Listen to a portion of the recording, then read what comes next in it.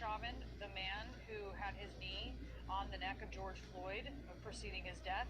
He's been charged with murder in the third degree and manslaughter. And just looking here at the statute, in Minnesota, it is whoever without intent to effect the death of any person causes the death of another by perpetrating an act eminently dangerous to others and evincing a depraved mind without regard for human life is guilty of murder in the third degree and may be sentenced to imprisonment for not more than 25 years. We were speaking earlier as we didn't know what the charge was. What is this going to say about intent? And so what this is saying here is that without intent to kill, right, but with no regard for human life. What do you make of murder in the third degree here?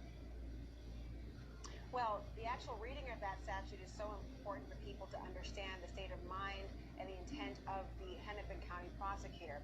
What we're seeing here is that although we have all seen the intentional act of kneeling on Mr. George Floyd's neck, although we have seen the intentional act of ignoring the bystanders' pleas for him to be able to breathe, and the ignoring of Mr. Floyd in trying to actually have an opportunity to breathe again, while all of those were intentional acts, as was the length of time, what we're seeing is the prosecutor did not believe that those actions was an intent to kill, but instead is finding and is decided at this point in time, and at this point in time it's important, at this point in time, that irrespective of the intent to actually cause the death of George Floyd, that he acted in such a way that totally ignored any bounds of decency and any anticipation that the person would die, he ignored. And that was foreseeable, a foreseeable result of the conduct that was actually there.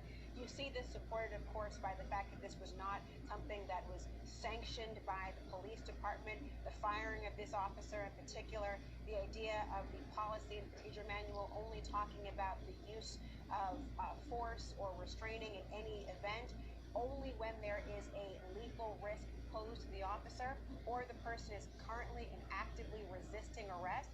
That is not the case here. So you're seeing the prosecutor's office, I think, looking at the fact that this was a police officer on the one hand, and many of the people who look at these cases see that there is a benefit of the doubt that is extended to police officers, what a reasonable police officer would have done, but also whether this officer intended to get up this morning or have that interaction with Mr. George Floyd and cause his death. The prosecutor seems to believe that that was not the case, that it was unintentional, but the law still recognizes it as a crime.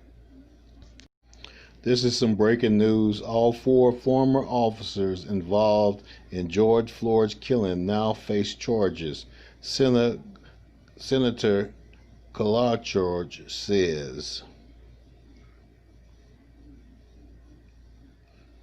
CNN, Minnesota Attorney General Keith Ellison is increasing charges against former Minneapolis police officer Derek Chauvin to second-degree murder in George Floyd's killing, and also charging the other 3 officers involved in the incident, according to the tweet from the U.S. Senator Amy Klobuchar.